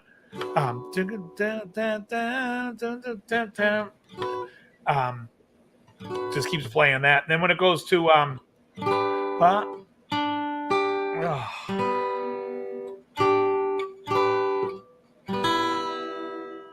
let's do it by ear.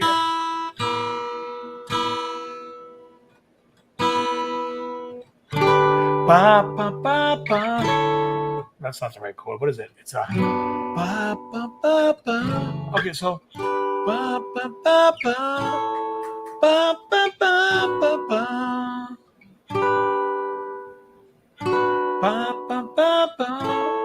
Ba, ba, ba.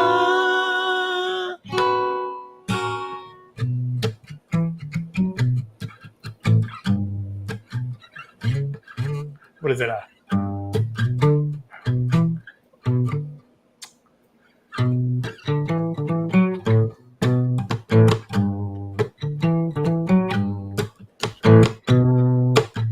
Love it all. I love it all. Go ahead, Krell. What else you got? Okay, We're gonna wrap just this up. wrapping up here. Okay, Wrap? Empty Glass, Wrap? Pete Townsend. Fantastic. My Love Opens the Door. My Rough Boys, Gonna Get You, I'm an Animal. A fantastic. High Infidelity, REO Speedwagon. Great record. Now, let me just say something Your about Letter's that Gay. album. When I heard that album and I heard people listening to it, this is what I would say. He's a fag. Again, the music's gay as shit, but I love it. Yeah, don't let him. He's go. always talking with those tough guys. Oh, my Yeah, goodness. In Really? Your Letter, I do not like. In your letter. Ooh. Now that's- you said yeah. it? Yeah, it's a little. I mean, it's yeah. a gay song. It was gay. Wanderer, Donna Summer, Go on. and Billy Joel, Glass Houses. I don't That's like all I Glass got on Houses. There's two songs like I liked All for Lena. I hate the All hits. I for hate What's the Lena. Matter with the Clothes. I hate that song, and My I mother hate loved the that other. song. What's that? My mother loved that song. Oh yeah, I hate the two hits on that album. I like All for Lena. I like. You May Be Right. Is that on there? I didn't like You May Be Right. Okay, You May Be Right's the first one. Sometimes a fantasy. To me, the three albums from Billy Joel you need Don't to Ask Me own. Why was good. That's a good one. Oh, the waitress in your grand cafe. That was kind of a hit too. Yeah. Don't talk to strangers. Don't ask me why. Yeah, All for Lena was good. Yeah, they had I Don't Want to Be Alone, Sleeping with the Telephone. Television on. Television on. Hey, it's cut off. I was just guessing. All right. Sit, Very good. Let's call because I got to hit the head for the long and then I night. got to take some food out of the oven.